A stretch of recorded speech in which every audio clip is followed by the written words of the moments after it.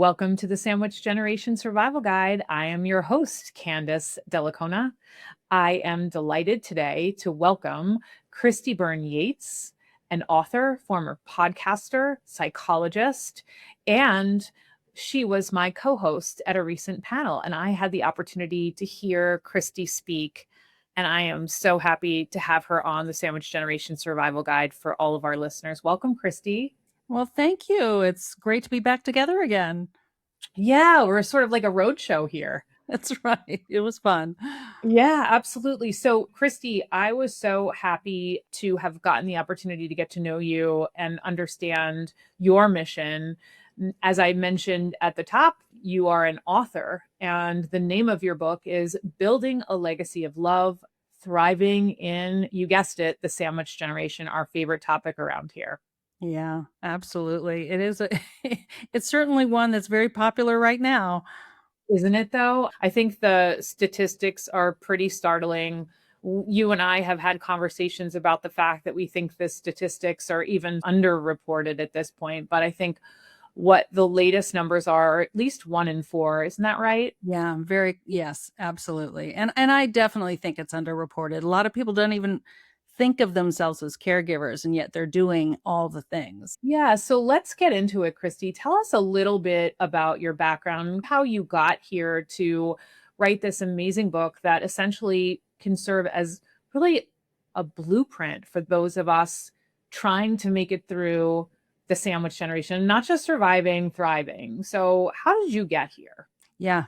Good question. Just like most people do, right? So I was working, raising my kids with my husband, having a great time. We lived about 5 minutes away from my parents here in Sacramento, California, and we did a lot with them. And then suddenly it went from them doing a lot for us in terms of, free babysitting and things like that to, oh, can you help us with this? Or, oh, how about, and we're doing little bits by little bit, and suddenly we were doing a whole lot more. And it was Yeah. clear that there was something.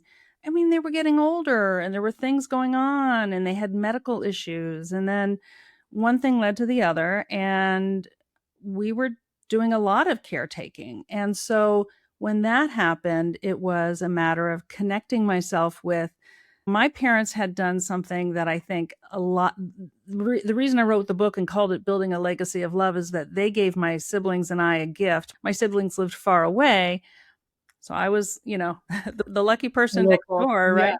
But they had already met with someone like you, an estate planner. They had a financial planner. So they had a lot of things in place. So they literally, I had a blueprint. Like I knew what their end of life wishes were. I knew what they needed.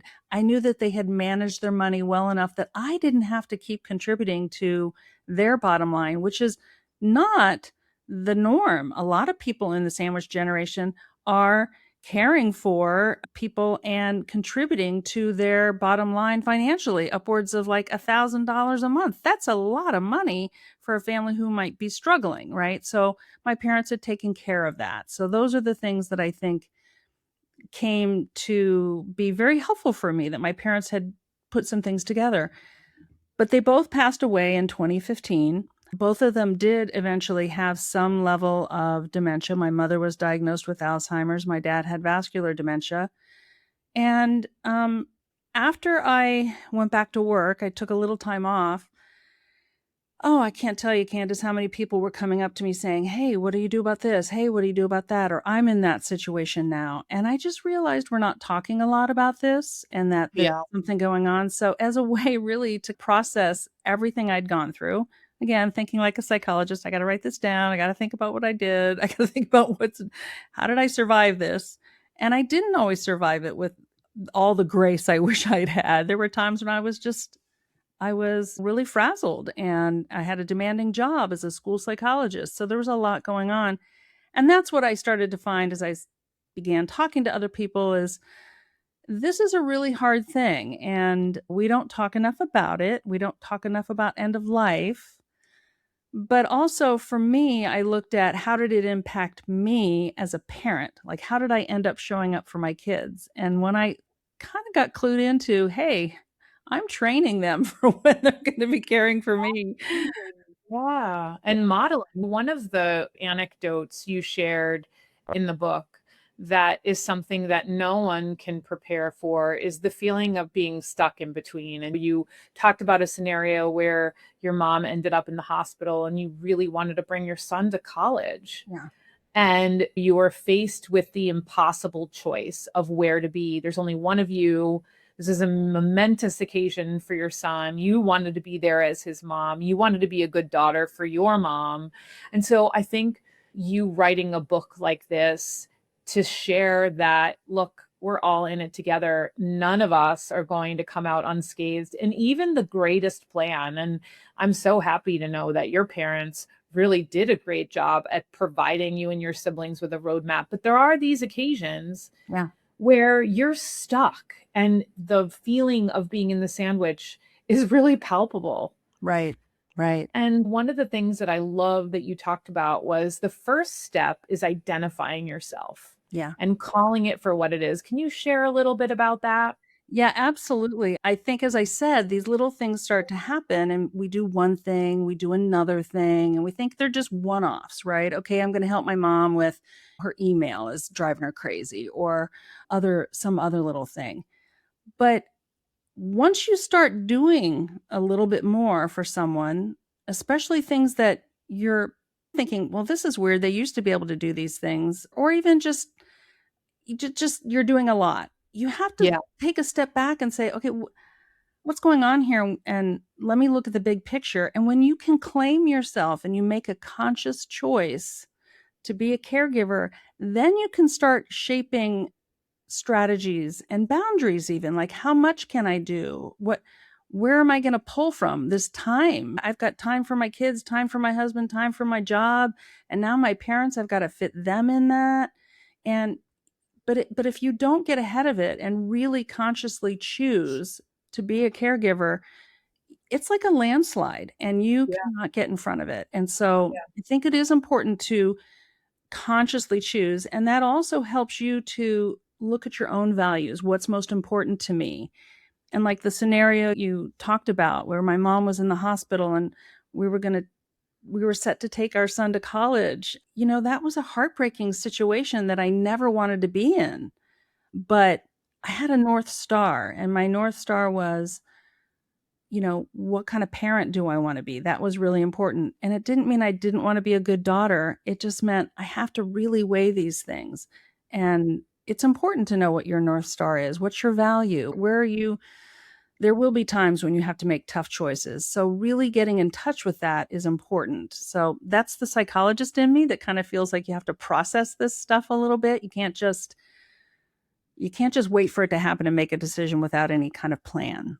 Yeah, you're so right. I think too, while you were talking, I was thinking about why those of us in the sandwich generation have a hard time calling it what it is and saying I'm a caregiver is because the slide between your parents being the ones that are helping you, as you point out, like with caregiving, providing those date night babysitting gigs or having sleepovers with your kids or helping you run errands if you're working full time.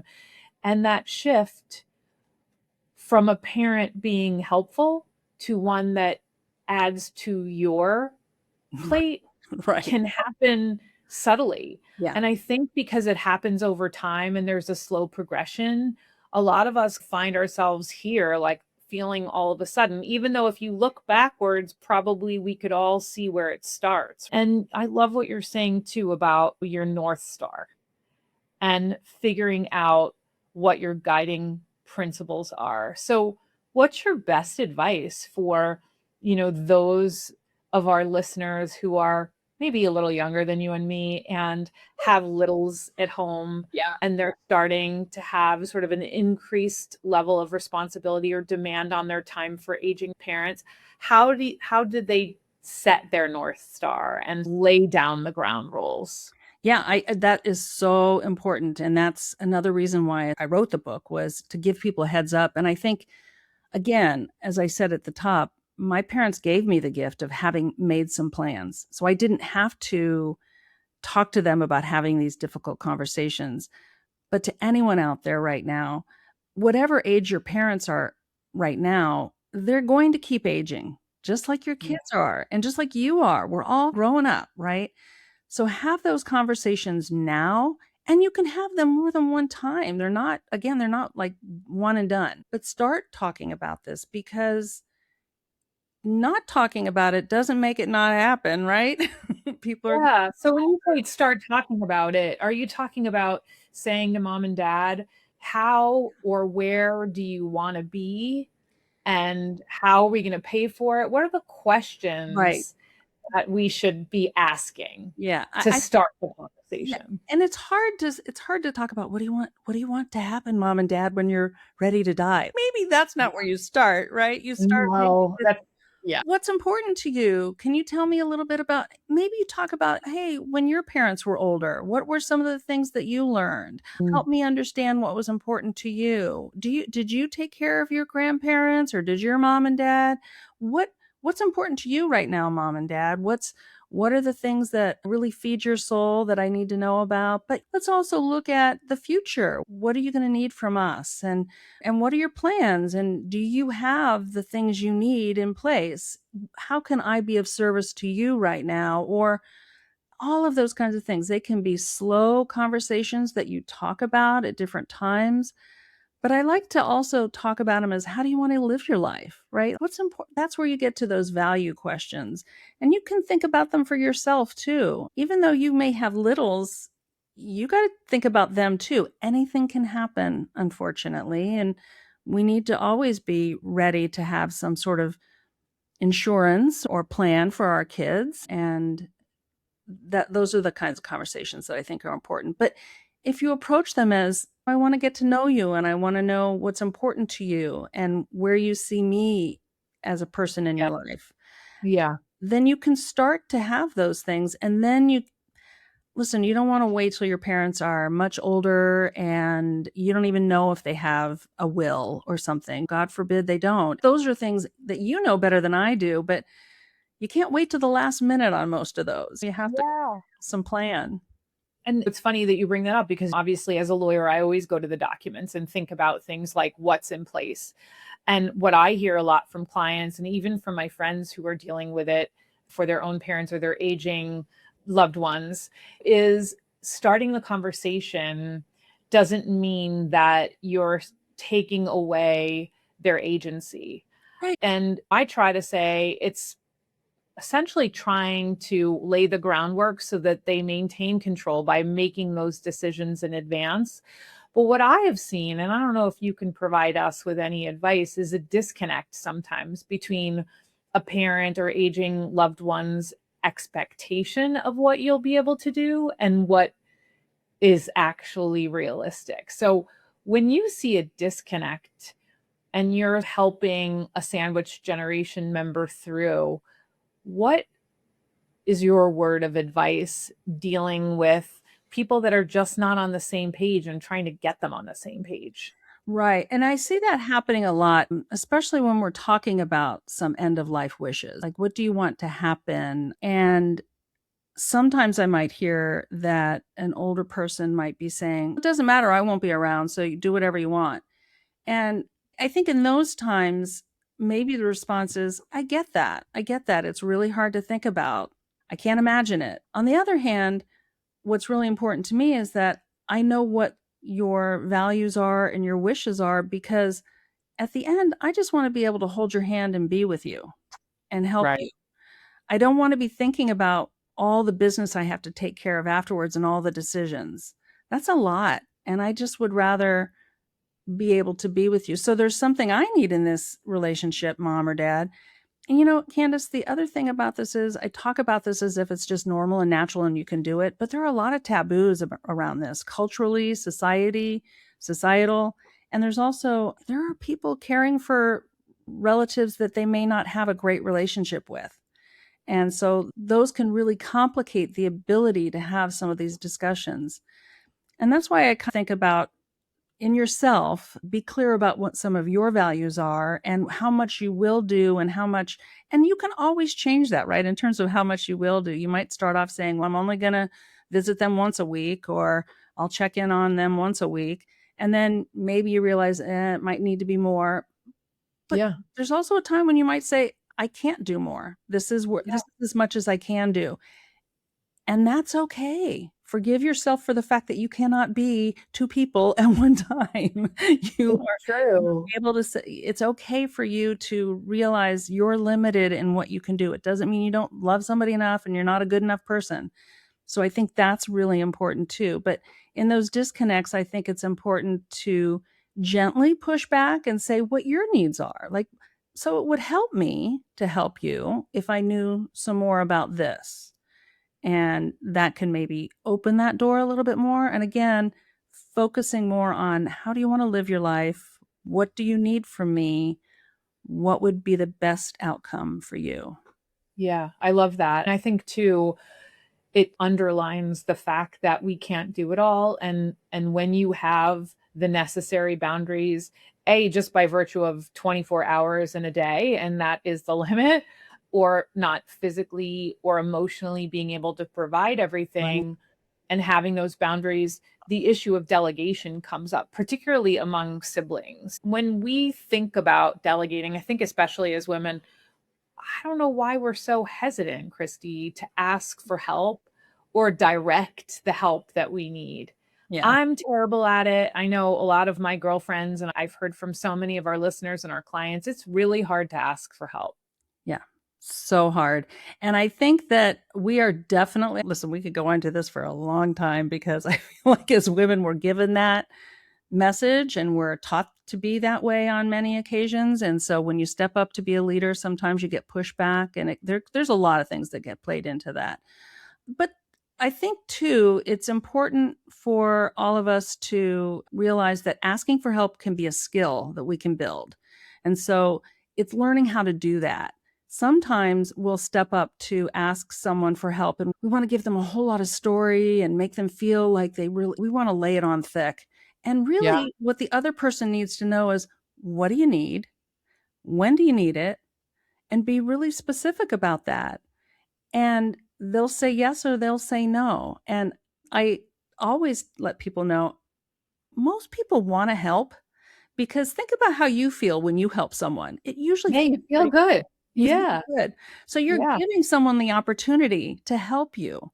And other people don't know how to say to you, "Hey, what do you need from me?" Or and then that question can kind of leave you flabbergasted because you're like, "I don't know. I need everything." Yeah, So it's so open-ended, and when people say, "Let me know what you need," it right. makes it even more difficult because 'cause you're asking them yet something else that you have to come up with Right. on top of providing the actual care or running the errand Right. or whatever it is. Right. Learning how to ask for help is a skill that I would say practice. And what I always like to frame this as is for those of you who are also raising children at the same time, they're watching you and learning from you. And what a Mm, great role model. You're showing them how to ask for things.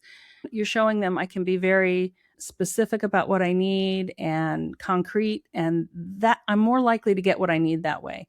And then for people who want to help, I think the message is be specific about what you can do. Here's what I can do. I'm going to bring dinner tonight. Will that help you? I'm going to the store right now. Can I pick something up for you? Offer something that is concrete rather than, oh, just let me know if you need something. Because I love that. you just don't have the bandwidth to figure out. Yeah, I don't know. Now I got to stop and think about that. but you're right, like, specificity Yeah. in terms of time in the task.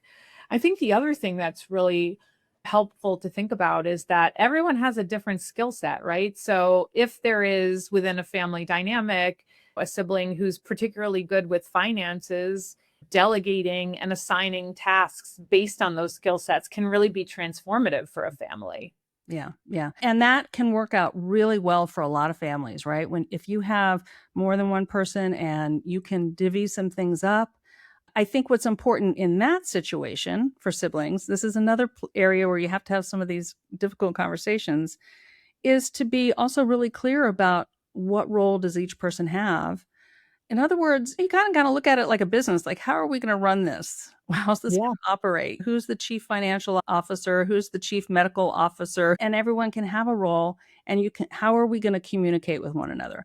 That's a really important discussion. Yeah. It also ties back into your like self-identifying, right? The caregiver. And then under that category of you're the caregiver, this is what you do. This is the type of care that you provide. So if I'm the daughter who's the CFO or an accountant for a living. Maybe I'm not running mom or dad to the doctor's appointments because I'm not great at taking notes, but I will absolutely make sure that the checkbook is balanced and that the bills are paid. Right. So really defining as a caregiver and then in your role as a caregiver is great advice. Yeah. Great advice. The tricky part in this is if you have a family where there might be people who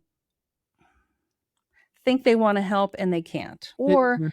you don't want them to help because of their situation. And I think about maybe someone who has a sibling who has their own problems right now. And I know someone who had a brother who wanted to move in with the parents and take care of them, but the brother had a history of drug addiction and had already previously crossed some boundaries.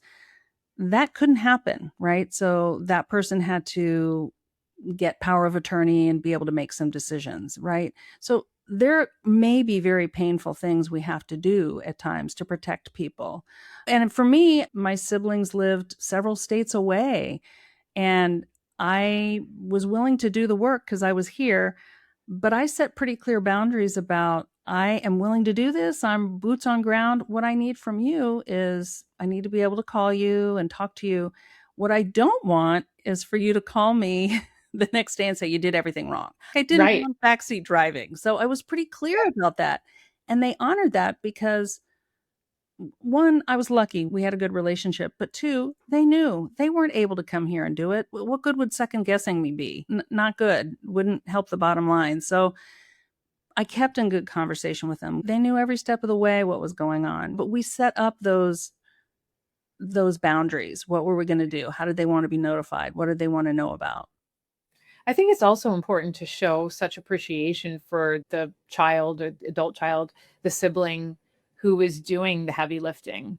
One of the things that I hear often, and probably you do too, Christy, is that you want to do those things and you feel honored, but it is nice to be thanked. And if you have a parent that has diminished capacity, they don't always know how to do that. Witnessing the fact that you are going out of your way and perhaps maybe in some ways putting your own life on hold and expecting patience from your children in a way that you wouldn't have otherwise expected of them. So just acknowledging the sacrifice, and it really is a sacrifice in caregiving. Yeah. Yeah, it really is. And it can be a long period of time. And Yeah. that is what we don't really know. We don't know when the end will come, and we don't, but caregiving can go on for a long time. And I think that's the other thing we have to be realistic about when we are looking at our parents is what is their health like? And so Yeah. to be able to talk about that. And two of the things that really interrupt aging are medical issues, right? So a cancer diagnosis, dementia, or some other kind of process, disease process that might interfere with their aging process could interrupt how their aging is. And falls. Falls are really big. If you've got a family member who's living in a 3-story house, and there might be conversations to have. Downsizing, finding a better living situation. Maybe mom, dad, we got to move your bedroom down to the downstairs. Let's take over that room kind of thing. But there's all those kinds of conversations. But caregiving can really take on a lot of different detours that we're not aware of. And so that's why being able to have these conversations and realize they're not just one, it may be repeated conversations because things will change.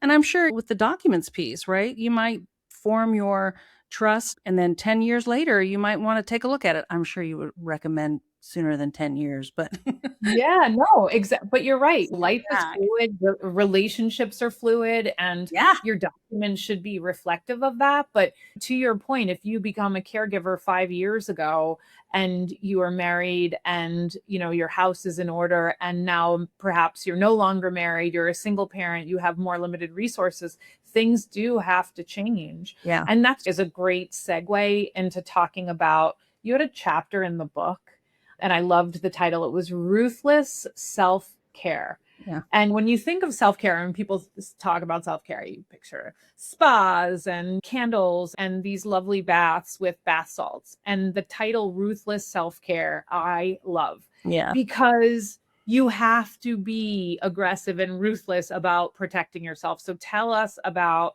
self-care, Christy, and Sure. why it is so important.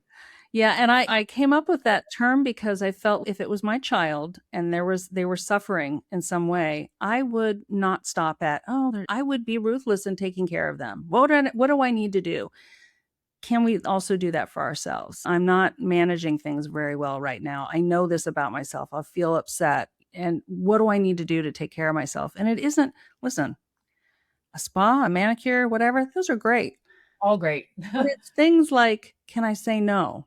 Can I say no to my kids? Can I help them understand why I'm saying no today? Maybe your 11-year-old comes home from school on a Friday and says, I invited 10 girls over for a sleepover, and you're done and you Yeah. can't handle Yeah. it. It's Yeah. okay to say, no, not tonight, because Yeah. pushing yourself over that limit is not healthy for you, and it's not healthy for your child to see either.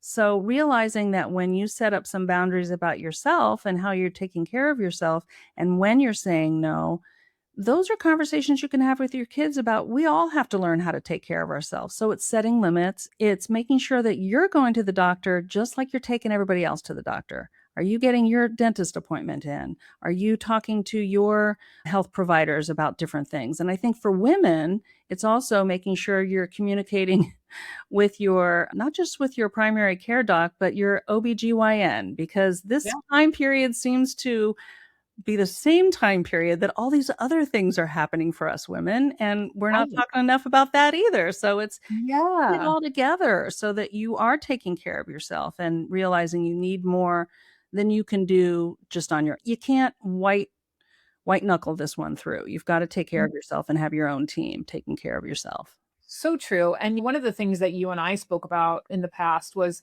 the fact that when you give your kids responsibilities, like emptying a dishwasher or teaching them how to do their laundry, you're actually helping them build self esteem. There are studies that have come out in recent years talking about this fact Yeah. that by empowering your kids to take on more responsibilities, you are giving them the gift of self confidence and they are understanding that they are capable. Oh, And by yeah, removing all the obstacles, Christy, we're saying you can't do it. And one of absolutely. the things we want to do is sandwich generation members raising kids is raising really good humans, Yeah. capable, responsible humans. Right, right.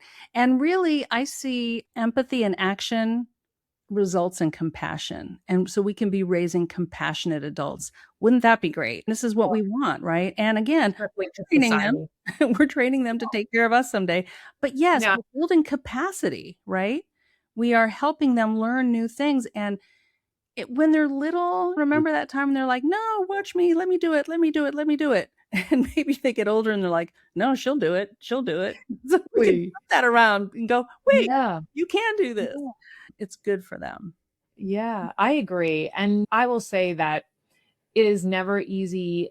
I have teenagers still, or 2 out of 3 are teenagers, and there is a part of me, particularly as we age, and you talk about this in the book too, the grief that comes with being in the sandwich generation and the passage of time, watching our parents or the aging people in our lives age, get older, pass away, and dealing with all of that and everything that comes with it. So, talk to us a little bit about grief and Mhm. maybe the best way that we can prepare ourselves, if we can at all, Christy, for the Right. grief that comes along with this time during our lives.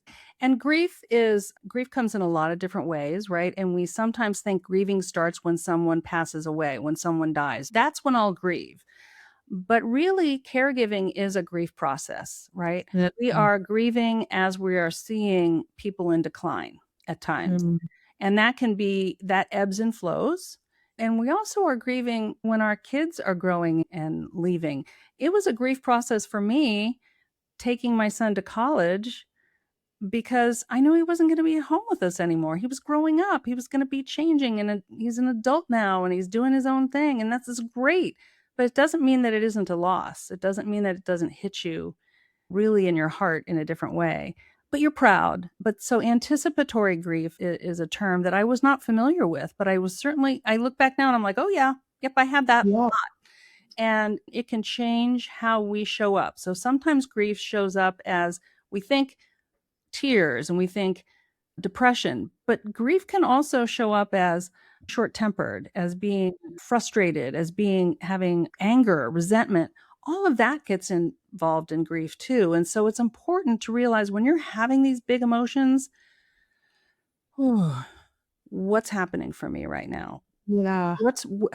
And realizing that might be a grief process. And where do I need support for that? What do I need? I might need to disconnect for a little bit. And then Mm. talking with your family too about that, because your kids might be grieving too. They're grieving someone that they care about, and they're grieving because you're upset. And if they don't know why you're upset, they could easily confuse it for, what did I do wrong now? So we have to have these communications and talking to people about what's happening for us. So I think that's where I highly recommend, if you're really struggling with this, is finding support groups, finding people you can talk to about this. And I always tell folks, there may be people that you think are gonna show up for you and they just don't. And it's not because they don't love you necessarily, it's not because they don't care about you necessarily. It might be that your grief is too much for them and they don't have the capacity. They'll come back to you later, Yeah. the people that you do need right now, and Yeah. lean into that because it can be overwhelming. And if you don't deal with it, trust me, it shows up somewhere. It just Yeah, that's for sure. And showing yourself grace, and to your point, Christy, showing other people grace, I think is vital. And that's the other reason why having you provide us with all of this information and writing this book is so important. We try to provide these resources on the podcast, and you are one of these resources, making us all feel better. And for those who are stuck in the middle with the rest of us, I really encourage you to check out Building a Legacy of Love, Thriving in the Sandwich Generation by my friend, Christy Byrne Yates. And we are so glad you were able to join us today, Christy. Thank you so much, Candace. I really appreciate it. And I love what you're doing. I'm glad you have this podcast. What a great resource, too. Thanks so much. Don't forget to subscribe to the Sandwich Generation Survival Guide. A new episode drops each month. And if you're enjoying it, please don't forget to leave me a 5-star review and share with your fellow Sandwich Generation members. For a complete listing of past podcast episodes, you can check out any podcast platform, or you can head to my website at www.sandwichgenerationlaw.com. Thanks for listening.